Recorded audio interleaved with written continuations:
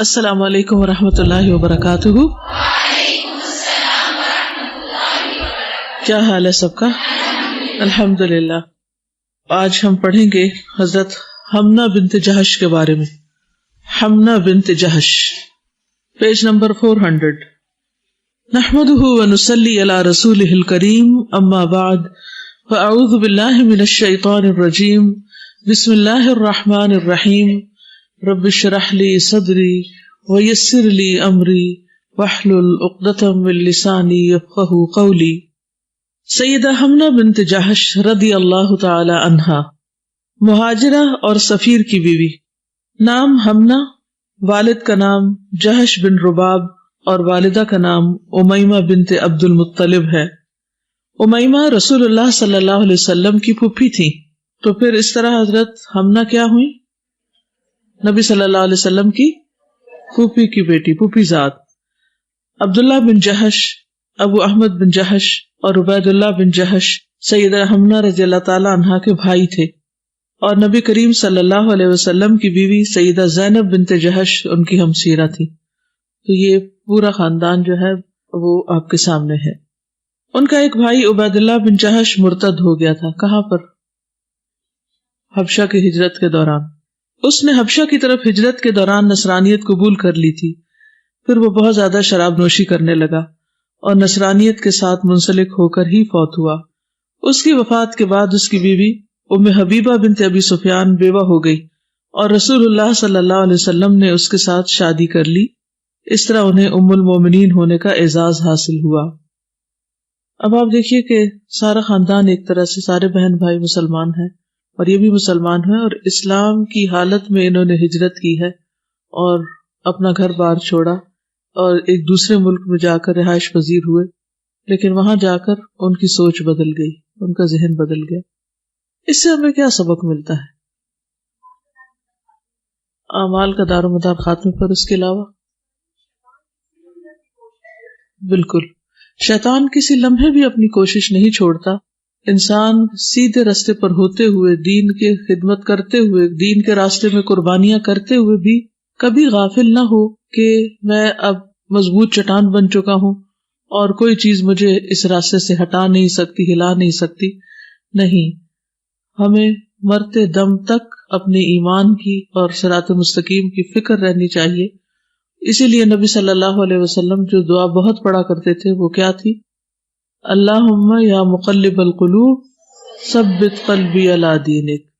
کہ اے اللہ جو دلوں کو الٹ پلٹ کرتا ہے، کیونکہ ہمارے دل اللہ کے ہاتھ میں ہے، میرے دل کو دین پر جما دے. ثبت قلبی علی دینک، یعنی میرا دل جو ہے وہ نہ پھرے، کیونکہ دل کی حالتیں بدلتی رہتی ہیں. صبح کسی طرح، شام کسی طرح، ایک دن کسی طرح، دوسرے دن کسی طرح. ایک مجلس میں بیٹھتے ہیں تو ہمارا ایمان بہت ہائی ہو جاتا ہے، کسی اور جگہ پر جاتے ہیں تو ہمارا ایمان لو ہو جاتا ہے، یعنی اس کا لیول لو ہو جاتا ہے، اور ہم ایک عجیب سی اپنے اندر بیزاری محسوس کرنے لگتے ہیں. کچھ دن آتے ہیں سال کے تو ایک کیفیت ہوتی ہے، دوسرے ہوتے ہیں تو کچھ اور کیفیت ہوتی ہے. تو اس لیے ہمیں یہ دعا مانگتے رہنا چاہیے کہ ربنا لا تزغ قلوبنا بعد اذ ہدیتنا وہب لنا من لدنک رحمہ انک انت الوہاب. وہ آپ دیکھیے کہ انہوں نے اپنا گھر بار اسلام کے لیے چھوڑا تھا، اللہ کے لیے چھوڑا تھا، اور پردیس میں جا کر بسے تھے اپنا ایمان بچانے کے لیے. لیکن شیطان پیچھے تھا، اس نے وہاں جا کر بھی نہ چھوڑا اور انہیں اپنے رستے پر لے گیا. اور کیا بات سمجھ آتی؟ جی ہاں، انوائرمنٹ اور ماحول اور کمپنی یہ بھی بہت اثر انداز ہوتی ہے، کیونکہ وہ مسلمانوں کا دیس نہیں تھا. تو جس دیس میں وہ گئے تھے اس کے جو اثرات تھے ماحول کے، وہ ان پر اثر انداز ہو گئے. تو آج کل تو آپ قرآن پڑھ رہے ہیں اور ایک اچھے ماحول میں ہیں، لیکن جو ہی آپ کا یہ کورس ختم ہوگا، سلسلہ ختم ہوگا، تو پھر آپ کی چوائس پر شاید نہ ہو کہ آپ کو اسی طرح کا ماحول ملے. یہ ماحول تبدیل ہو جائے گا. جب تبدیل ہوگا اور واپس دنیا میں جائیں گے تو پھر اس وقت بہت سوچ سمجھ کر زندگی بسر کرنے کی ضرورت ہے. اور اس وقت بھی بھرپور کوشش کرنی چاہیے کہ کسی نہ کسی طرح دین والوں کے ساتھ جڑے رہیں، چاہے دنیا کے کسی بھی حصے میں کیوں نہ ہو. اگر روزانہ نہیں تو کم از کم ہفتے میں 1 دفعہ، ہفتے میں 2 دفعہ، سہولت کے مطابق اگر آپ جاب کر رہے ہیں یا آپ کسی بھی کام میں ہیں تو قرآن کا پڑھنا پڑھانا اور قرآن مجید کے ساتھ تعلق جو ہے وہ منقطع نہ ہو، کیونکہ یہی ہمارے لیے ایک امن کا ذریعہ ہے، حفاظت کا ذریعہ ہے. اور استقامت کی دعا کرتے رہنا چاہیے، اسباب بھی اختیار کرنے چاہیے اور دعا بھی کرنی چاہیے.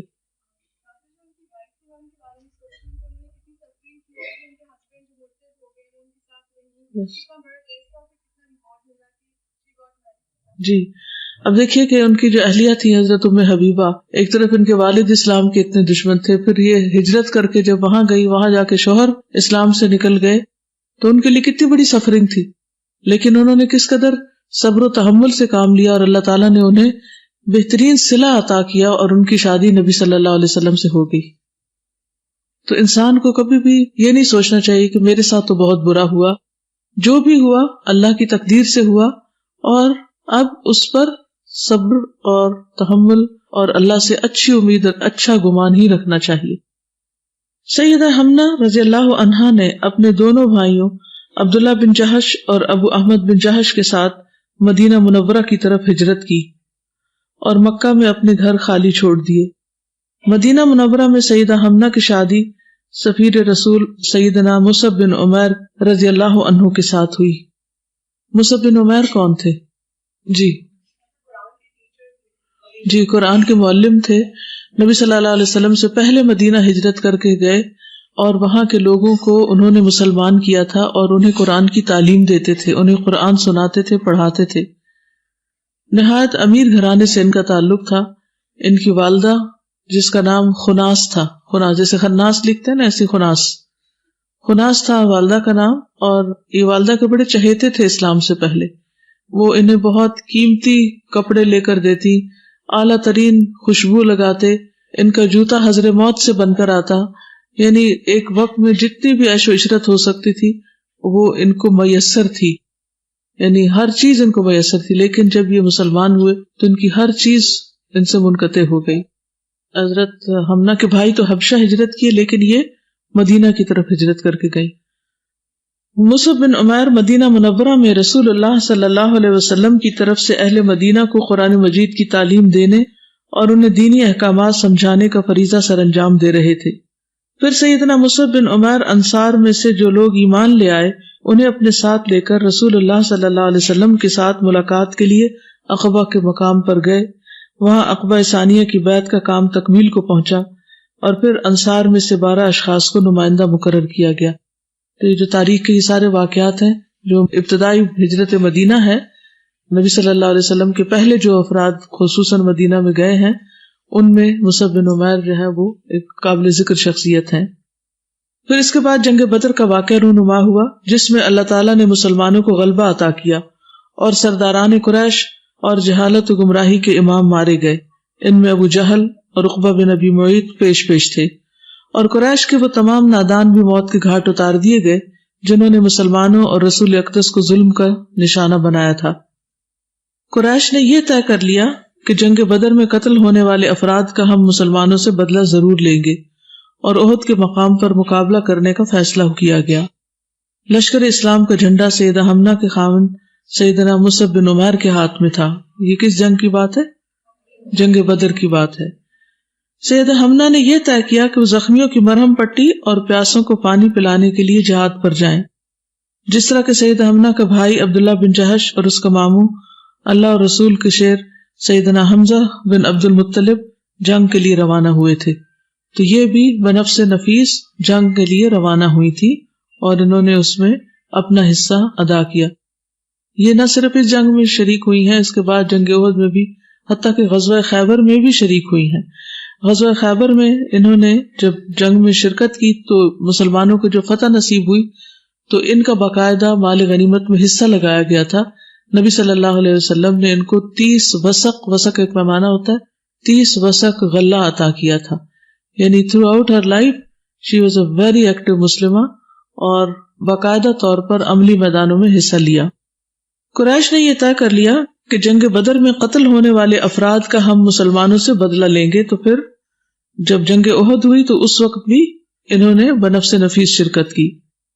رسول اللہ صلی اللہ علیہ وسلم 1000 جنگجو افراد کے ساتھ میدان احد کی طرف تشریف لے گئے، لیکن منافقین کا سردار عبداللہ بن ابی اپنے 300 ساتھیوں کے ساتھ راستے ہی سے لشکر اسلام سے کھسک گیا، یعنی مسلمانوں کی لشکر کو چھوڑ گئے۔ جنگ شروع ہونے سے پہلے رسول اللہ صلی اللہ علیہ وسلم نے تیر انداز مسلمانوں کو پہاڑی کے درے پر متعین کیا اور انہیں یہ حکم دیا کہ وہ کسی بھی صورت میں اس درے کو نہ چھوڑیں۔ انہوں نے حکم عدولی کی اور اللہ تعالیٰ کے اس فرمان کو بھول گئے، مَن یطع الرسول فقد اطاع اللہ ومن تولی فما ارسلناک علیہم حفیظا، جو رسول کی اطاعت کرتا ہے اس نے اللہ کی اطاعت کی، اور جس نے رخ پھیر لیا تو ہم نے آپ کو ان کا محافظ بنا کر نہیں بھیجا، یعنی پھر حفاظت کا وعدہ نہیں ہے اگر آپ رسول صلی اللہ علیہ وسلم کی نافرمانی کرتے ہیں۔ کیا یہ بات صرف جنگ احد سے متعلق ہے کہ رسول اللہ صلی اللہ علیہ وسلم کی نافرمانی سے نقصان ہوتا ہے، یا اس کے بعد بھی ہے؟ اس کے بعد بھی۔ تو جان بوجھ کر کسی بھی سنت کی مخالفت نہیں کرنی چاہیے۔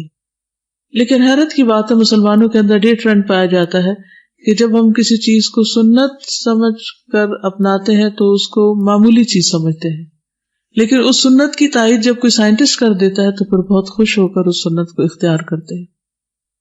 جیسے نبی صلی اللہ علیہ وسلم کا طریقہ تھا کہ رات کو بستر جھاڑ کر سوتے تھے، تو آپ میں سے کتنے لوگ جھاڑتے ہیں واقعی پلو سے، اسکارف کے یا کسی چیز کے؟ اگر نہیں تو سنت کو اختیار کرنے کی ضرورت ہے۔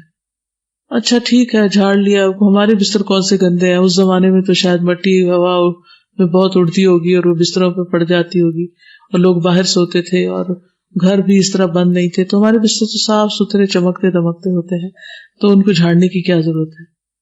نہیں، پھر بھی جھاڑنے کی ضرورت ہوتی ہے۔ اب جب یہ تحقیق سامنے آئی کہ ڈیڈ سیلز انسان کے جسم سے جو نکلتے ہیں وہ اس کے بستر پر لگ جاتے ہیں، وہ کسی بھی ڈٹرجنٹ اور کسی بھی جرم کلر سے وہ یا کسی اسپرے وغیرہ سے ختم نہیں ہوتے، اس کو ختم کرنے کا طریقہ یہ ہے کہ بستر کو جھاڑا جائے۔ جب جھاڑ دیتے ہیں تو جھڑ جاتے ہیں، ہٹ جاتے ہیں، اور اگر وہ بستر کے اندر ہی رہیں تو کئی قسم کی بیماریوں کا سبب بنتے ہیں۔ اب یہ چیز تو ہمیں جگانے کا سبب بن جائے، اور اللہ کے رسول صلی اللہ علیہ وسلم کی سنت کو ہم یہ سوچ کے اچھا سنت ہی ہے نا، اس کو وہ اہمیت نہ دے، تو یہ درست تو نہیں نا۔ صحابہ کی کامیابی کے جتنے بھی اسباب ہیں اور جہاں ناکامی کے اسباب بھی ہیں، اگر ان پر غور کیا جائے تو یہ بات سمجھ میں آتی ہے کہ وہ کامیاب اس لیے تھے کہ وہ نبی صلی اللہ علیہ وسلم کی پیروی ہر معاملے میں کرتے تھے، ہر جگہ پر آپ کا اتباع کرتے تھے، یہ ان کی کامیابی کی ضمانت تھی۔ اور آج ہم خوار کیوں ہیں؟ کیونکہ ہم نے نبی صلی اللہ علیہ وسلم کے طریقوں کو چھوڑ دیا، اپنی ذاتی زندگی میں بھی اور اجتماعی زندگی میں بھی۔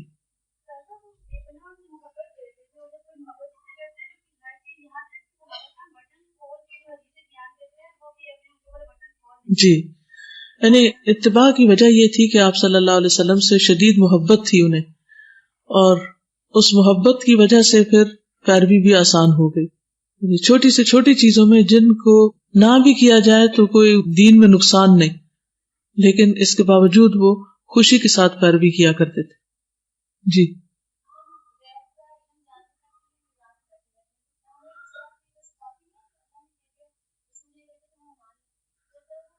یہ دل مانے تو پھر ہے نا، تحقیقات پر زیادہ ایمان ہے ہمارا، چاہے وہ غلط ہی ہو، وہ کون سی ہم نے خود جا کے دیکھی ہوتی ہے، ادھر بھی تو ہم غیب پر ہی ایمان لائے ہوتے ہیں نا۔ تو ایک عام انسان جب کچھ کہتا ہے تو اس کو تو ہم مان جاتے ہیں تحقیق کے نام پر، اور جب اللہ اور اس کے رسول صلی اللہ علیہ وسلم سے کوئی بات آتی ہے تو ہم اتنے یقین اور شرح صدر کے ساتھ نہیں مانتے۔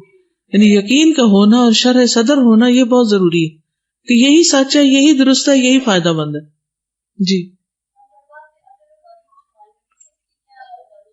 بالکل، یعنی ہر بات میں ہم عقل کو بیچ میں لے آتے ہیں کہ میری سمجھ میں نہیں آتی، doesn't make sense to me, یا اس کے پیچھے کیا لاجک ہے۔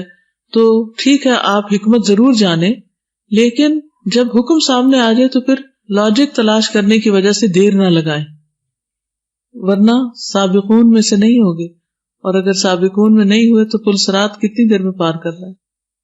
سازا میں سوچ رہی تھی کہ ان کے سامنے کوئی مثال نہیں تھی کامیابی حاصل کرنے کی نا، انہوں نے پھر بھی بہت اعتماد کے ساتھ ان کی پیروی کی، لیکن ہمارے سامنے مثالیں ہیں کس چیز میں کامیابی ملتی ہے، اور ایسی اگر دنیا میں ہمارے پاس مثال ہو ہم فوراً رش کرتے ہیں اس کی طرف. بالکل. یعنی صحابہ کے سامنے تو پریسیڈنٹ نہیں تھا، وہ تو قدم بقدم آپ کو فالو کر رہے تھے. ہمارے سامنے تو تاریخ ہے، اور تاریخ گواہ ہے کہ جنہوں نے محمد صلی اللہ علیہ وسلم کی پیروی کی وہ کامیاب ہوئے. لیکن اس کے باوجود بھی ہمارا دل اس طرح نہیں مانتا ہر چیز کی پیروی کرنے کو. خرابی دلوں میں ہی ہے، اس کی اصلاح کی ضرورت ہے. جی، یعنی ہم نے اپنے آئیڈیلز کچھ اور بنائے ہوئے ہیں اور ان کی پیروی شوق سے کرتے. استاذ یہ کہ ان کا یقین بھی کتنا زیادہ تھا کہ جب ایک جنگ میں ان کو شکست ہوئی تو وہ اور وجہ بھی تلاش کر سکتے تھے، لیکن صحابہ نے یہ دیکھا کہ ہماری شکست کس وجہ سے ہوئی ہے، تو وہ مسواک کی جو سنت انہوں نے چھوڑی ہوئی تھی. بالکل.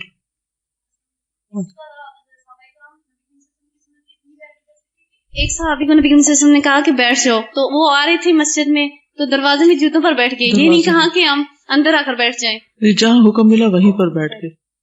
یہ ایسی بے مثال اطاعت کسی اور جگہ نہیں ملتی. جس نے اللہ تعالیٰ اور اس کے رسول مقبول صلی اللہ علیہ وسلم کی نافرمانی کی وہ بھلا کامیاب کیسے ہو سکتا ہے؟ یہی وجہ ہے کہ کثیر تعداد میں مسلمانوں کو تہتے کیا گیا اور بڑی قیمتی جانیں جام شہادت نوش کر گئے. ان میں نبی صلی اللہ علیہ وسلم کے چچا سیدنا حمزہ بن عبد المطلب کے علاوہ عبداللہ بن جہش، مصعب بن عمیر، سعد بن ربی، عبداللہ ابن عمرو ابن حرام، عمرو ابن جموح، یہ عین سے جموح نہیں جموح ہے ہا سے، انس بن نضر اور غسیل الملائکہ حنظلہ رضی اللہ عنہ جیسے جلیل القدر صحابہ کرام تھے. یہ سب جنگ احد میں شہید ہو گئے تھے. جب رسول اللہ صلی اللہ علیہ وسلم مدینہ منورہ پہنچے تو ان سے سیدہ حمنہ ملی. انہیں اطلاع دی گئی کہ تیرا بھائی عبداللہ بن جہش شہید ہو گیا. تو اس نے خبر سن کر انا للہ و انا الیہ راجعون کہا اور اس کے لیے مغفرت کی دعا کی. پھر انہیں یہ بتایا کہ تیرا ماموں حمزہ بن عبد المطلب بھی شہید ہو گیا ہے. اس نے انا للہ و انا الیہ راجعون کہا اور اس کے حق میں مغفرت کی دعا کی. پھر انہیں بتایا گیا کہ تیرا خاوند مصعب بن عمیر بھی شہید ہو گیا ہے. تو یہ خبر سن کر ان کی چیخ نکل گئی اور وہ سسکیاں لینے لگی. رسول اللہ صلی اللہ علیہ وسلم نے جب یہ منظر دیکھا تو فرمایا ان زوج المرأة منہا، بلا شبہ عورت کے خاوند کا اس کے ہاں ایک بلند مرتبہ و مقام ہوتا ہے. یعنی بھائی بھی پیارے ہوتے ہیں، ماموں خالہ وغیرہ، لیکن جو شوہر کا مقام ہے وہ شوہر کا مقام ہے. ابن ماجہ نے ابراہیم بن محمد بن عبداللہ بن جہش سے، اس نے اپنے باپ سے روایت کیا، اس نے حمنہ بنت جہش سے بیان کیا کہ اسے بتایا گیا کہ تیرا بھائی قتل کر دیا گیا ہے. تو اس نے کہا رحمہ اللہ انا للہ و انا الیہ راجعون، اللہ اس پر رحم کرے، ہم اللہ کے لیے ہیں اور ہم اللہ ہی کی طرف لوٹنے والے ہیں. لوگوں نے بتایا کہ تیرے خامند کو قتل کر دیا گیا. تو اس نے کہا ہائے غم. رسول اللہ صلی اللہ علیہ وسلم نے فرمایا عورت کا اپنے خامند کے بارے میں جو جذبہ ہوتا ہے وہ کسی اور کے لیے نہیں ہوتا. یہ رشتہ ہی اللہ تعالیٰ نے بہت مختلف بنایا. میں نے یہ ایڈ کرنا تھا کہ آپ صلی اللہ علیہ وسلم فطرت کی بہت رعایت کرتے تھے. ان کو کوئی ایسا کمنٹ انسانی نہیں دیا، جذبات کو بہت بہترین طریقے سے سمجھتے تھے. جی کوئی ایسا کمنٹ نہیں دیا کہ ان دونوں کے لیے تو تم نے ایسا نہیں بولا. بالکل صحیح ہے. ہم یہ ایسی باتیں کیوں کرتے ہیں؟ اس کی کیا وجہ ہوتی ہے؟ کیونکہ ہم دوسرے کی نفسیات کو سمجھ نہیں رہے ہوتے کہ وہ اس طرح کیوں ریئیکٹ کر رہا ہے. نیگیٹو اس لیے چاہتے ہیں کہ ناسمجھی ہوتی ہے نا، کسی چیز میں نیگیٹیوٹی اختیار کرنا دراصل ناسمجھی کی علامت ہے، مس انڈرسٹینڈنگ کی وجہ سے ہوتا ہے. اور مس انڈرسٹینڈنگ اس لیے کہ ہمیں کسی انسان میں دلچسپی نہیں ہوتی اور اس کا دکھ، درد، تکلیف، پریشانی ہمیں نظر نہیں آتی، محسوس ہی نہیں ہوتی. ہم چیزوں کو صرف اپنے رخ سے دیکھ رہے ہوتے ہیں، ہم لوگوں کے نقطہ نظر سے، ان کے طریقے سے دیکھ ہی نہیں رہے ہوتے کہ وہ اس وقت کس پوزیشن میں ہے، کیا سوچ رہے ہیں. مثلا کوئی آہستہ چل رہا ہے تو ہم فوراً کیا کمنٹ دیں گے؟ یعنی کوئی نہ کوئی ایسی وجہ اس کی خود ہی بیان کر دیں گے جس کا حقیقت سے کوئی تعلق نہیں ہوگا، یا اسے دکھی کر دیں گے. اگر کوئی کھا نہ رہا ہو تو اس پر کوئی بات بنا دیں گے. یعنی ہر ایک کے بارے میں جو ہمارا ذہن سوچتا ہے اسی کو ہم صحیح سمجھتے ہیں، ون سائیڈڈ، دوسرے کے دکھ کو سمجھنے کی کوشش نہیں کرتے. تو کامیاب انسان وہ ہوتا ہے. نبی صلی اللہ علیہ وسلم کی کامیابی کی وجہ یہ تھی کہ آپ صلی اللہ علیہ وسلم نے انسانوں کی فطرت کو، انسانوں کی نفسیات کو خوب سمجھا اور اس کے مطابق ان سے معاملہ کیا. ان کے غم، ان کے دکھ، ان کو ایک فطری چیز سمجھا. اب یہ نہیں اس وقت آپ نے فرمایا کہ دیکھو مومنہ عورت کی شان تو یہ ہوتی ہے کہ جب وہ غم سنے تو وہ صبر سے کام لے اور وہ بہادری دکھائے اور ایسا کرے. نہیں, آپ کو پتا تھا کہ عورت کے دل میں شوہر کی محبت ہوتی ہے اور اس وقت اس کا نیچرل ریئیکشن یہی ہوگا, تو کوئی بات نہیں. یعنی اس کو موقع دیا, اس کو مہلت دی کہ وہ سنبھل جائے. اس پہ کوئی فتویٰ جاری نہیں کیا کہ اس کا چونکہ ایمان کمزور ہے اس لیے یہ اس وقت رو رہی ہے. اگر ایمان مضبوط ہوتا تو یہ نہ روتی. ہم تو دوسروں کے بارے میں یہ گمان کرنے لگتے ہیں نا. اگر کسی کو کبھی روتا دیکھ لیں یا اداس دیکھ لیں یا پریشان دیکھ لیں تو ہم اس پہ کوئی نہ کوئی فتویٰ لگا دیں گے. ان چیزوں سے پرہیز کرنا چاہیے. انسان ہے, وہ خلق الانسان ضعیفا, اور انسان کمزور پیدا کیا گیا. اور یہ صرف دوسروں کے بارے میں نہیں, اپنے بارے میں بھی یہی سوچنا چاہیے کہ ہم بہت کمزور ہیں, اور جہاں غلطی ہو جائے وہاں اصلاح کی کوشش کرنی چاہیے, ریپینٹ کر لینا چاہیے, توبہ کر لینا چاہیے, باز آ جانا چاہیے, نہ کہ اپنے آپ سے بھی مایوس. کچھ لوگ اپنے آپ سے ناراض رہتے ہیں, میں تو کبھی سدھر ہی نہیں سکتی, مجھے پتا چل چکا ہے میری تقدیر میں کوئی صحیح چیز نہیں لکھی تھی, کبھی تقدیر کو ساتھ کوسنے لگے گی. تو اس کا نقصان یہ ہوتا ہے کہ پھر وہ کبھی بھی اصلاح نہیں ہو پاتی. تو لوگوں کو بھی ٹائم دینا چاہیے, اپنے آپ کو بھی ٹائم دینا چاہیے, اور اصل حقیقت دیکھنے کی کوشش کرنی چاہیے, اور اللہ تعالیٰ سے دعا بھی کرنی چاہیے کہ اللہ تعالیٰ ہمیں چیزوں کی حقیقت دکھا, جیسے کوئی چیز ہے ویسی ہی ہمیں نظر آئے. کیونکہ جب ہماری نگاہ یا ہماری سوچ مس لیڈنگ ہوتی ہے تو پھر وہ آگے ہمیں ٹیڑھے راستے پر لے جاتی ہے. جب سیدہ حمنہ رضی اللہ تعالیٰ عنہا کی عدت پوری ہو گئی تو اس کے ساتھ طلحہ بن عبید اللہ نے شادی کر لی. اس سے محمد اور عمران پیدا ہوئے. طلحہ بن عبید اللہ بھی عشرہ مبشرہ میں سے ہیں, اور ان کے جو بیٹے محمد ہیں ان کا نام نبی صلی اللہ علیہ وسلم نے رکھا تھا. حدیث کی راویہ ہیں سیدہ حمنہ رضی اللہ تعالیٰ عنہا استحاضہ کے بارے میں حدیث بیان کرنے والی ہیں. انہیں رسول اللہ صلی اللہ علیہ وسلم کے زمانے میں استحاضہ کی بیماری لاحق ہو گئی تھی. استحاضہ کو معلوم ہے سب کو, یعنی پیریڈز کے دنوں کے علاوہ بلیڈنگ ہوتے رہنا یا اسپاٹنگ ہونا. وہ آپ کی خدمت میں حاضر ہوئی اور عرض کیا, مجھے بڑی شدت سے خون آتا ہے اور کئی روز تک میں اس حالت میں مبتلا رہتی ہوں. آپ نے فرمایا, ہر ماہ 6 یا 7 دن حیض شمار کر کے غسل کر لیا کریں, پھر 23 یا 24 دن نماز پڑھا کریں. اس طرح کہ ظہر کی نماز مؤخر کر لیا کریں اور عصر کی مقدم, یوں دونوں نمازیں ایک ساتھ ادا کر لیا کریں, اور ان دونوں نمازوں کے لیے ایک غسل کر لیا کریں. اور اسی طرح مغرب کی نماز مؤخر کریں اور عشاء کی مقدم کریں, یعنی جلدی پڑھیں, اور ان دونوں نمازوں کے لیے ایک غسل کر لیا کریں. یہ میرے نزدیک زیادہ پسندیدہ عمل ہے. اور ایک اور طریقہ بھی بتایا گیا تھا, وہ کیا کہ ہر نماز سے پہلے استنجا اور وضو کر لیا جائے. سیدہ حمنہ بنت جہش کے سارے خاندان نے جہاد کا حق ادا کر دیا. اللہ تعالیٰ ان پر رحمت کی برکھا برسائے اور انہیں جنت الفردوس میں اعلیٰ و عرفہ مقام پر فائز کرے, آمین یا رب العالمین. کچھ باتیں مزید بھی ہیں ان کی زندگی کے بارے میں, جن میں سے ایک اہم ترین چیز یہ کہ حضرت عائشہ رضی اللہ تعالیٰ عنہا پر جب واقعہ افک میں الزام لگا تھا تو 2 صحابہ کے ساتھ تیسری خاتون یہ شریک تھی. 2 صحابہ کون کون سے تھے؟ حضرت مستح اور حضرت حسان بن ثابت, اور تیسری یہ خاتون تھی. لیکن بعد میں انہیں جب حقیقت حال پتہ چلی تو انہوں نے توبہ کر لی اور تا زندگی افسوس کرتی رہی کہ ان سے یہ فیل کیوں ہوا. اس سے کیا بات پتہ چلتی؟ بہت اہم بات پتہ چلتی. غلطی ہو جاتی ہے تو معافی مانگ لینی چاہیے, اور غلطی کسی سے بھی ہو سکتی ہے, غلطی کسی سے بھی ہو سکتی ہے. اصل بات یہ کہ انسان ریپینٹ کر لے. ان کے بھائی سے بھی غلطی ہوئی, انہوں نے توبہ نہیں کی, اور ان سے غلطی ہوئی تو انہوں نے توبہ کر لی اور افسوس کیا اس پر. سوچیں کہ ان کے خاندان کو بہت شرف حاصل تھا اس وقت نا, تو سارے خاندان کے اندر آزمائش بہت زیادہ تھی, لیکن اس کے باوجود پھر ان میں سے اکثریت جمی رہی. ایک نبی صلی اللہ علیہ وسلم کے نکاح کا واقعہ بھی ہے کہ اس میں بھی مخالفت ہوئی تھی حضرت زینب کے ساتھ شادی کی, کہ انہوں نے پھر آگے بڑھ کے فیصلہ بھی کیا. حضرت حمنہ بھی ایک اس کا شکار ہوئی ایک تھوڑے عرصے کے لیے, ان کے بھائی بھی. تو اس کا مطلب ہے کہ ایک فیملی کا ان کے اندر ایک احساس بھی ہوگا, اور تیزی بھی ایک چیز نظر آتی ہے کہ جلدی سے مائل ہونا کسی چیز کی, ایسے میں امتحان بہت سخت ہو جاتا ہے. لیکن یہ طبیعتیں ہوتی ہیں نا جی, تو بعض اوقات ہم جلدی کسی کنکلوژن پہ پہنچ جاتے ہیں, یہ جلدی ایک چیز کے بارے میں رائے قائم کر لیتے ہیں. یہ بعض مزاجوں میں بھی ہوتا ہے, طبیعتوں میں بھی ہوتا ہے. تو ایسی صورت میں کوشش کے باوجود بعض اوقات انسان پھسل جاتا ہے. کچھ لوگ ہوتے ہیں بہت ہمبل ہوتے ہیں، بہت دور رس ہوتے ہیں، سوچ سمجھ کے فیصلے کرتے ہیں، لیکن کچھ طبیعتیں اس کے برعکس ہوتی ہیں. اب یہ مختلف طبیعتیں اللہ تعالیٰ نے انسان کی بنائی ہیں، لیکن ہمیں سب سے پہلے تو اپنی طبیعت کو سمجھنا چاہیے اور اس کے مطابق پھر اپنے علاج بھی سوچنے چاہیے. کچھ چیزیں ہمیں اللہ کی طرف سے مل جاتی ہیں، اس میں ہمارا کوئی کمال نہیں ہوتا، لیکن کچھ چیزوں میں کمی رکھ دی جاتی ہے تاکہ ہمیں آزمایا جائے کہ اب ہم کیا کرتے ہیں. تو اس میں انسان کو زیادہ ایفرٹ لگانی پڑتی ہے اپنی اصلاح کی. جی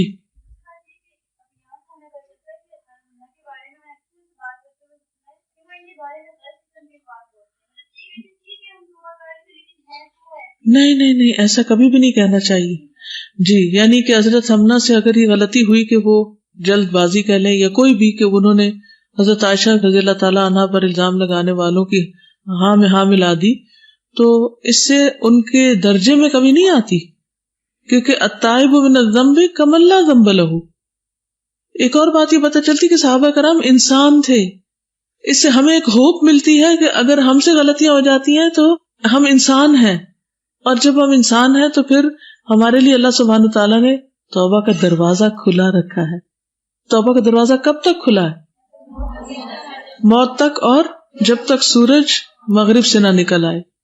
اور فوراً ہی وہ دروازہ آپ اس کو دستک تو دیں، وہ دستک دینے کی بھی ضرورت نہیں، وہ پہلے سے کھلا ہوا ہے. یعنی وہ ایک ایسا دروازہ جو بند ہی نہیں ہوتا، کسی وقت بھی انسان واپس جا سکتا ہے اپنے رب کی رحمت کی طرف. جی بالکل. اور ہم نے ابھی جو ریسنٹلی پڑھا ہے عقیدۃ الواسطیہ میں، صحابہ کرام سے اگر کوئی غلطی ہوئی بھی تو ان کی قربانیوں کی وجہ سے اللہ سبحانہ تعالیٰ نے ان کو معاف فرما دیا، اور وہ غلطی ان کی اجتہادی غلطی ہوتی ہے، وہ جان بوجھ کے غلطی نہیں کرتے. یعنی ایک ہوتا ہے نا کہ گناہ ایسے کرنا کہ جیسے کسی لذت کو پانے کے لیے یا کسی فائدے کو اٹھانے کے لیے، تو ایسی غلطیاں نہیں ہیں ان کی. انہوں نے بہرحال دین کے لیے اتنی قربانیاں کی ہیں کہ اس کے مقابلے میں ان کی غلطی آٹے میں نمک کے برابر بھی نہیں ہے. تو ان کی بہنیں کون کون تھی؟ زینب بنت جہش، اور بھائی عبداللہ بن جہش، عبید اللہ بن جہش اور محمد بن جہش. ٹھیک ہے. حمنہ بنت جہش بہت عبادت گزار خاتون تھی. اب ان کے زندگی کا ایک اور پہلو دیکھیے. سنن نبی داؤد کی روایت ہے، حضرت انس کہتے ہیں کہ رسول اللہ صلی اللہ علیہ وسلم مسجد میں داخل ہوئے اور دیکھا کہ 2 ستونوں کے درمیان ایک رسی لٹکی ہوئی تھی. پوچھا یہ رسی کیسی ہے؟ کہا گیا اے اللہ کے رسول، یہ حمنہ بنت جہش نماز پڑھتی ہے، جب تھک جاتی ہے تو اس رسی کے ساتھ لٹک جاتی. تو رسول اللہ صلی اللہ علیہ وسلم نے فرمایا جب تک طاقت ہو نماز پڑھے، جب تھک جائے تو بیٹھ جائے. یعنی تھکنے کے بعد کھڑے نہ ہو، یعنی رسی کا سہارا پھر لے لیتی تھی، لیکن آپ نے فرمایا کہ بیٹھ کے نماز پڑھ لے. کیا ہم میں سے کوئی ایک بھی اتنا عبادت گزار ہے؟ یعنی حضرت حمنہ کے اوپر بات کرنے سے پہلے ہم سب کو سوچنا چاہیے کہ ہماری کیا حیثیت ہے، ہمارا کیا مقام ہے، ہم کون ہیں، جبکہ نہ ہماری نمازیں ان کی طرح کی اور نہ ہماری دین کی راہ میں قربانیاں ان کی طرح کی. تو جب انسان یہ سوچ لیتا ہے تو ان کی غلطیاں بہت چھوٹی نظر آتی ہیں. ان کے شوہر جو مصعب بن عمیر تھے، یہ سب سے پہلے مہاجر تھے، یعنی جو مدینہ ہجرت کر کے گئے. برا رضی اللہ تعالیٰ عنہ سے مروی ہے، انہوں نے کہا سب سے پہلے ہجرت کر کے ہمارے یہاں مصعب بن عمیر اور ابن ام مکتوم رضی اللہ عنہ آئے، پھر عمار بن یاسر آئے اور بلال رضی اللہ عنہ آئے. خباب رضی اللہ عنہ نے بیان کیا کہ ہم نے نبی صلی اللہ علیہ وسلم کے ساتھ صرف اللہ کا چہرہ چاہنے کے لیے ہجرت کی، نلتمس وجہ اللہ، کہ ہم قیامت کے دن اللہ کا چہرہ دیکھ سکیں، آخرت میں اللہ کا دیدار کر سکیں. اس کے لیے ہم نے ہجرت کی، اپنا گھر، مال اور کاروبار ہر چیز چھوڑ دی. تو ہمارا اجر اللہ کے ذمہ تھا. ہم میں سے کچھ انتقال کر گئے اور اس دنیا میں انہوں نے اپنے کیے کا کوئی پھل نہیں دیکھا. جو مسلمانوں کو بعد میں فتوحات ہوئی وہ انہوں نے نہیں دیکھی، وہ صرف قربانیاں کرتے کرتے چلے گئے. مصعب بن عمیر بھی انہی میں سے تھے، اور بعض ساتھیوں کا میوہ پک گیا اور وہ چن چن کر کھاتے ہیں، یعنی دنیا میں. مصعب بن عمیر احد کی لڑائی میں شہید ہوئے. ہمیں ان کے کفن میں ایک چادر کے سوا کوئی چیز نہ ملی، اور وہ بھی ایسی کہ اگر اس سے سر چھپاتے تو پاؤں کھل جاتے، پاؤں ڈھکتے تو سر کھل جاتا۔ آخر نبی صلی اللہ علیہ وسلم نے ہمیں حکم دیا کہ سر کو چھپا دیں اور پاؤں کی طرف اذخر گھاس ڈال دیں۔ یہ وہ شخص تھے جن کو بہترین لباس میسر تھے اسلام سے پہلے، لیکن اسلام کے لیے قربانیاں کرتے کرتے ان کا حال یہ ہوا کہ ان کے پاس دنیا کے مال و متاع میں سے کوئی چیز باقی نہ رہی۔ یہ ہیں صحابہ کرام جنہوں نے دین کے لیے بڑی بڑی قربانیاں دی۔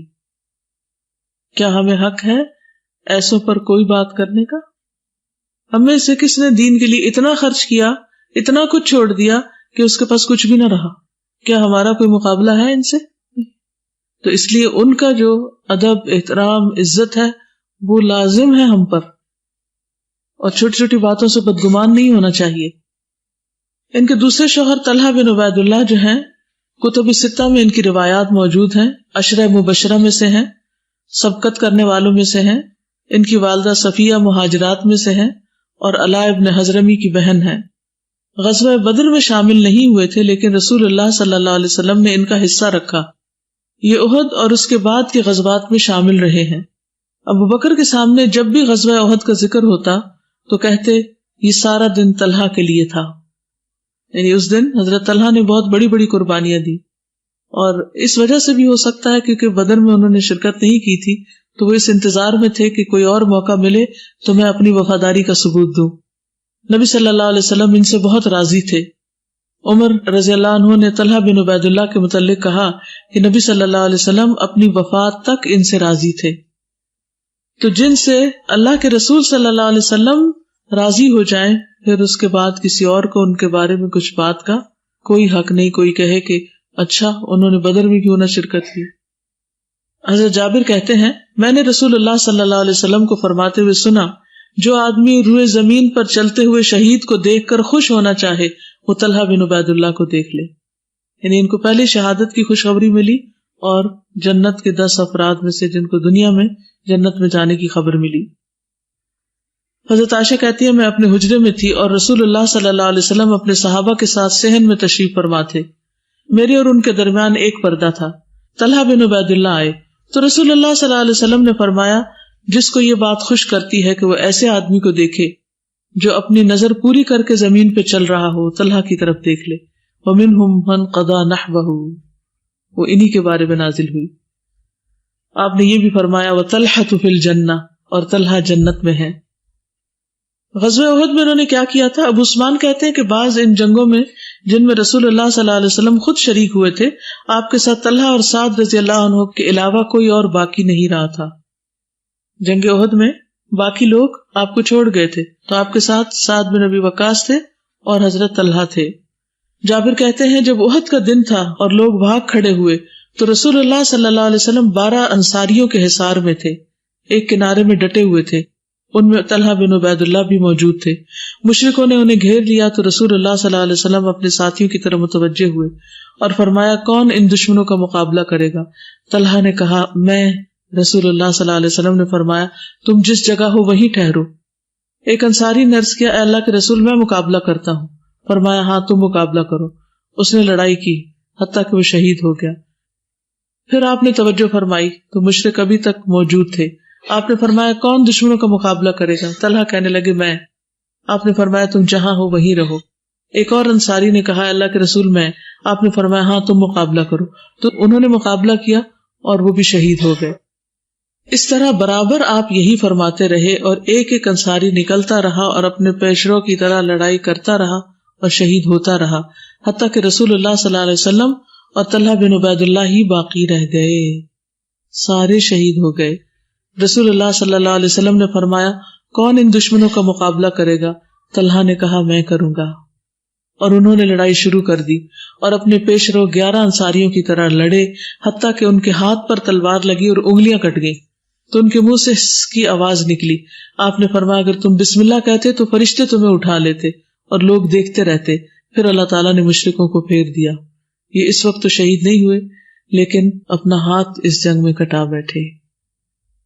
صرف اس واقعے کے اوپر ہی آپ سوچئے کہ ایسی وفاداری کہ موت سامنے نظر آ رہی ہے، یہ نہیں کہ اچھا کسی کو بلایا اگر پانی کون لائے گا تو کہ میں لے آتی ہوں، اچھا تو تم جانا چاہتے ہو، تم لے جاؤ. ہم تو چھوٹے چھوٹے کاموں میں بھی اگر کوئی اور آفر کر دے تو خود پیچھے ہٹ جاتے ہیں کہ مجھے نہ کرنا پڑے کوئی کام. جنگ کا موقع ہے، موت سامنے نظر آ رہی ہے، اور ان سے پہلے ہر ایک جگہ وہ شہید ہوا ہے، اور ان کو بھی یہ پتا کہ اگر میں گیا تو شاید میں بھی نہ بچوں، لیکن ہر دفعہ خود آگے بڑھ کے آفر کر دیتے کہ میں جاؤں گا، میں حاضر ہوں، میں حاضر ہوں. کیا جذبہ تھا! کیا ان کا مقابلہ ہم میں سے کوئی کر سکتا ہے؟ آج کے دور میں ہزاروں لوگ بھی، ان میں سے ایک ایک کے ایمان برابر نہیں. پہاڑوں جیسا ایمان اور یقین تھا ان کا کہ ہر موقع پہ اپنی جان حاضر کرنے کو تیار. یہ جان حاضر کرنا ہے، جان حاضر کرنا. زبیر بن عوام کہتے ہیں احد کے دن نبی صلی اللہ علیہ وسلم نے 2 زرہیں زیب تن کر رکھی تھی. آپ نے ایک چٹان پر چڑھنا چاہا لیکن اتنی استطاعت نہیں رہی تھی کیونکہ ہیوی تھی زرہیں. طلحہ نیچے بیٹھ گئے، آپ نے ان پہ قدم رکھا اور چٹان پہ چڑھ گئے، یعنی سیڑھی بنے. تو نبی صلی اللہ علیہ وسلم نے فرمایا طلحہ نے اپنے حق میں جنت کو واجب کر لیا ہے. کیا قربانیاں ہیں! اور ان کا جو ہاتھ جنگ احد میں انگلیاں کٹی تھی، اس کے بارے میں قیس بن نبی حازم کہتے ہیں میں نے طلحہ کا وہ ہاتھ دیکھا ہے جس سے انہوں نے نبی صلی اللہ علیہ وسلم کی جنگ احد میں حفاظت کی، وہ بالکل بیکار ہو چکا تھا، یعنی اس سے وہ کوئی کام کر نہیں سکتے تھے. اگر ہمارے ہاتھ میں کبھی پٹی بن جائے تھوڑی سی، یا کبھی بازو میں درد ہو، آگے پیچھے نہ ہو، تو ہم رونا شروع کر دیتے ہیں کہ ہمارے ساتھ کیا ہو گیا ہے. اور اگر کسی کی وجہ سے ہو جائے پھر تو خیر.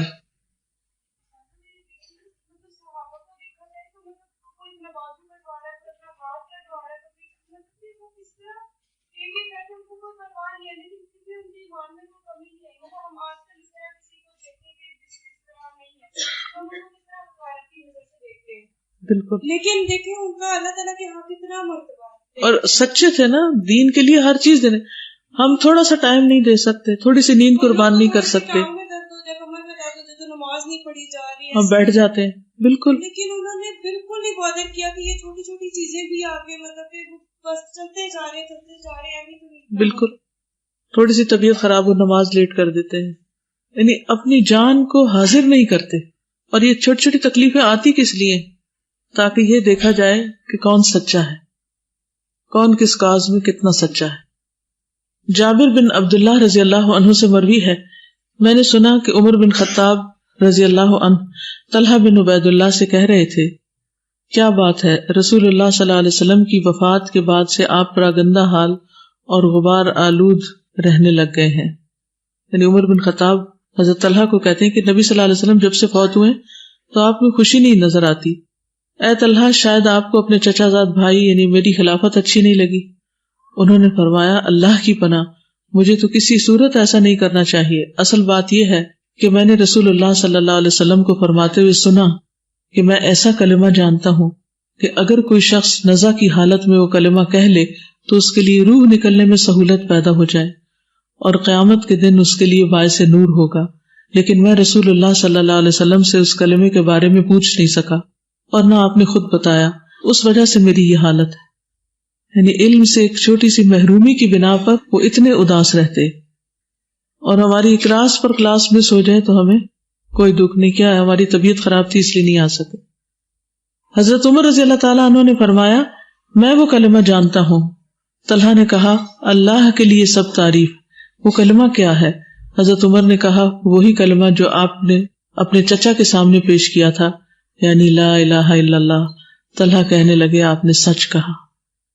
تو ہمیں لا الہ الا اللہ کا ورد کرتے رہنا چاہیے، اور خاص طور پر لا الہ الا اللہ وحدہ لا شریک لہ لہ الملک و لہ الحمد وہو علی کل شیء قدیر.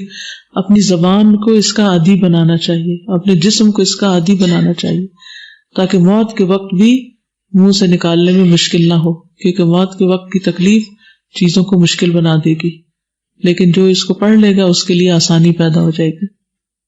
تو اب دیکھ رہے ہیں صحابہ کا مقام کہ ایک علم کی بات نہیں جانی تو کیسا دکھ.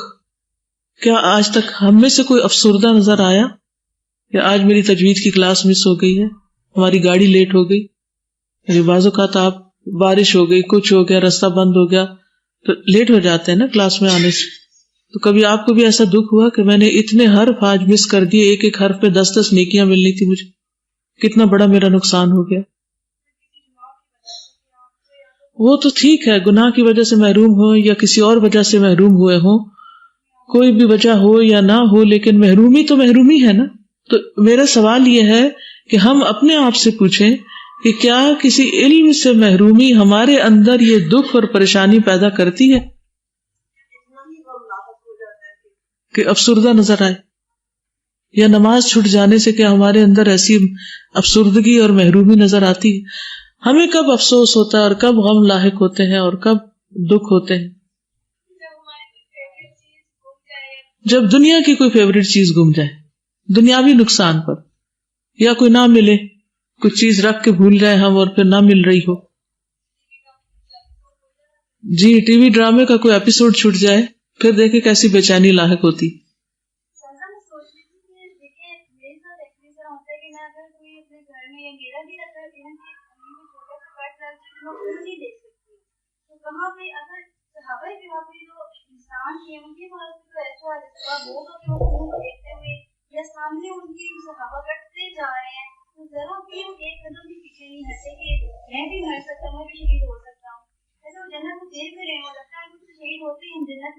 ان کا یقین تھا نا، اعتماد تھا، ٹرسٹ تھا نبی صلی اللہ علیہ وسلم پر، بھرپور اعتماد تھا.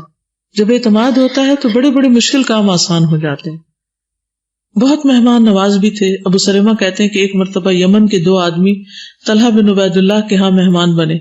ان میں سے ایک تو رسول اللہ صلی اللہ علیہ وسلم کے ساتھ جہاد کرتے ہوئے شہید ہو گئے، اور دوسرے شخص ان کے بعد 1 سال مزید زندہ رہے اور بالآخر طبعی موت سے وفات پائی. طلحہ بن عبید اللہ نے ایک مرتبہ خواب میں دیکھا کہ اپنی طبعی موت مرنے والا اپنے دوسرے ساتھی سے پہلے ہی جنت میں داخل ہو گیا ہے. طلحہ رضی اللہ عنہ نے یہ خواب رسول اللہ صلی اللہ علیہ وسلم سے ذکر کیا. آپ نے پوچھا یہ دوسرا آدمی اپنے پہلے ساتھی کے بعد کتنا عرصہ زمین پر زندہ رہا؟ انہوں نے بتایا 1 سال تک. تو آپ نے فرمایا اس نے 1800 نمازیں پڑھی اور رمضان کے روزے الگ رکھے، آخر ان کا ثواب بھی تو ہوگا. ایک ایک نماز پڑھنا اور نہ پڑھنا برابر نہیں. اور دنیا میں کچھ لوگ مالی اعتبار سے آپ سے آگے ہوتے ہیں، کچھ پیچھے ہوتے ہیں، تو ہم ہمیشہ دیکھتے رہتے ہیں کہ اچھا جو لوگ ہم سے آگے ہیں وہ کیوں آگے، کیسے آگے. یہ سب کچھ تو ختم ہو جانا ہے. آخرت میں بھی کچھ لوگ اعمال کے اعتبار سے ہم سے آگے ہوں گے. اس وقت ہم انوی کریں گے اللہ ہمیں بھی موقع ملتا کہ ہم بھی ان جیسے عمل کر لیتے، اب کوئی موقع ہو تو ہم کر لیں اور ان تک پہنچ جائیں، لیکن وہاں موقع نہیں. آج ہمارے پاس موقع ہے، لیکن آج کے موقع کو ہم کیوں گوا رہے ہیں؟ کیونکہ ہمیں پورا یقین نہیں. اگر یقین پورا ہو تو ہم ہر چیز کو پوری طرح کرنے والے بھی ہوں، ہر نیکی کے موقع کو استعمال کرنے والے ہوں. پھر اسی طرح دوسروں کی خوشی میں خوش ہونے والے تھے. غزوہ تبوک سے پیچھے رہ جانے کے بعد جب کعب رضی اللہ تعالیٰ عنہ کی توبہ قبول ہوئی تو وہ کہتے ہیں کہ میں رسول اللہ صلی اللہ علیہ وسلم کی خدمت میں حاضر ہوا. جوک در جوک لوگ مجھ سے ملاقات کرتے جاتے تھے اور مجھے توبہ کی قبولیت پر مبارک دیتے جاتے تھے.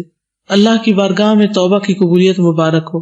آخر میں مسجد میں داخل ہوا اور رسول اللہ صلی اللہ علیہ وسلم وہاں تشریف فرما تھے. آپ کے ارد گرد لوگ بھی تھے. طلحہ بن عبید اللہ دوڑ کر میری طرف بڑھے اور مجھ سے مصافحہ کیا اور مبارکباد دی.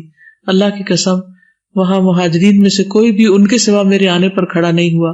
طلحہ کا یہ احسان میں کبھی نہیں بھولوں گا. یعنی خاص طور پر اس میں خوش ہوتے ہیں ان کے اس طرز عمل پر. تو آپ دیکھیے خوشی اور غم 2 موقع ایسے ہوتے ہیں کہ جن میں اگر کوئی کسی کا ساتھ دیتا ہے تو واقعی ساری زندگی نہیں بھولتا.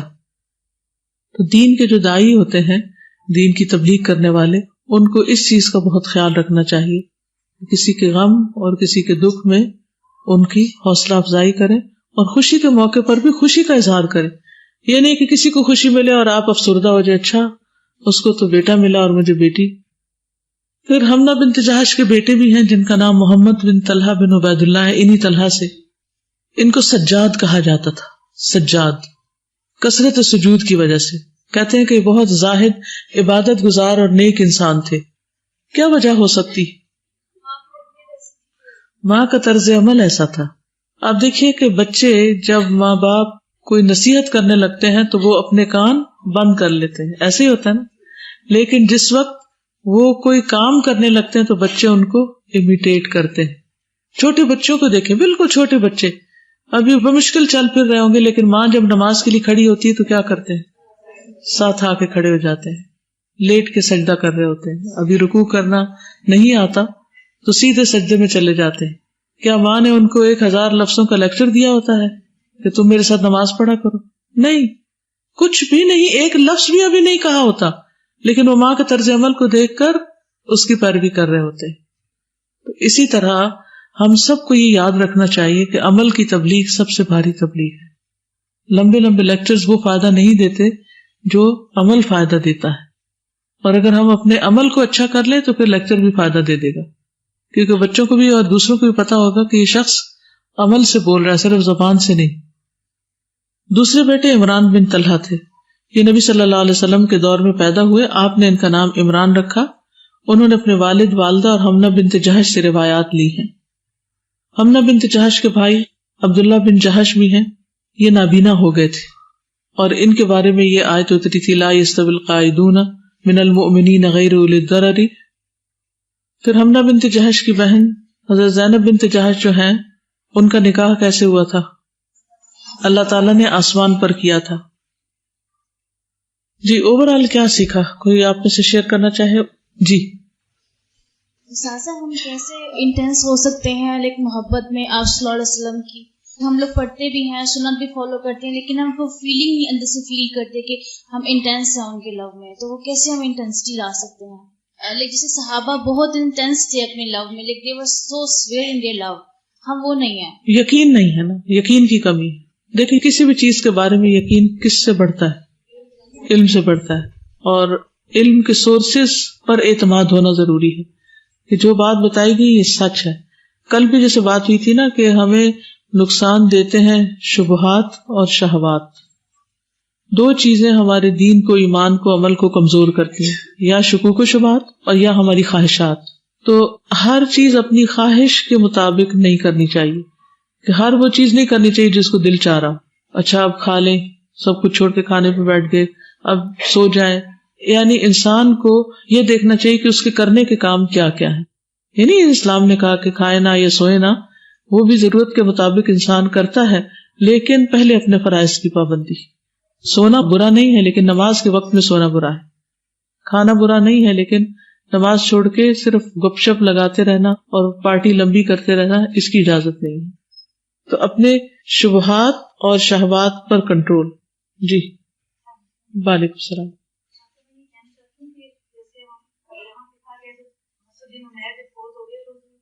خود سے شادی کروا دی حضرت طلحہ بن عبید اللہ کے ساتھ.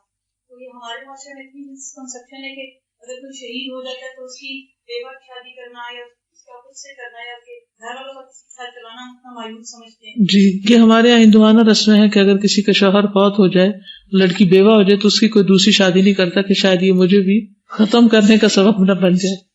یعنی اسلامی معاشرے میں اس چیز کو برا نہیں سمجھا جاتا، یہ ہمارے معاشرے میں ہی برا سمجھا جاتا ہے. ان کی وفات جو ہے وہ 20 ہجری کے بعد ہوئی ہے. ان کی بہن حضرت زینب بنت جہش جو تھی وہ 20 ہجری کو فوت ہوئی، اور کہتے ہیں کہ اس وقت تک یہ بھی زندہ تھی، یعنی اتنی لمبی عمر پائی.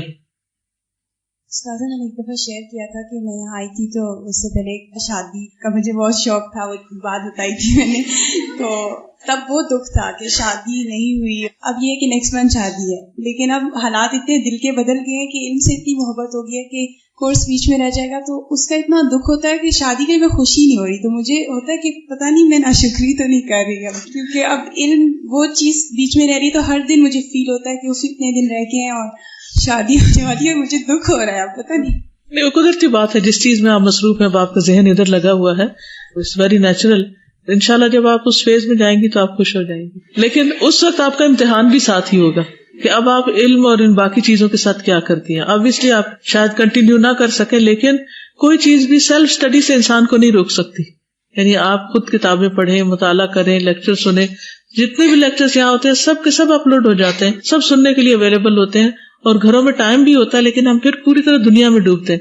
تو اس ڈوبنے سے بچیے کیونکہ وہ ڈبا دے گی.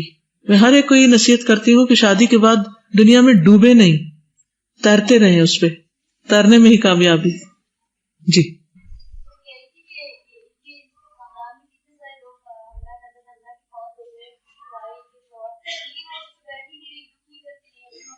وہ خود نہیں ساتھ جیتے ہوئے فوت ہو گئی اپنے کام سے. بالکل، ایک اچھی بیوی بھی ہے اور ایک اچھی ماں بھی ہے، اچھے بچوں کی پرورش کی ہے، اور 2 شہیدوں کی بیوی ہیں.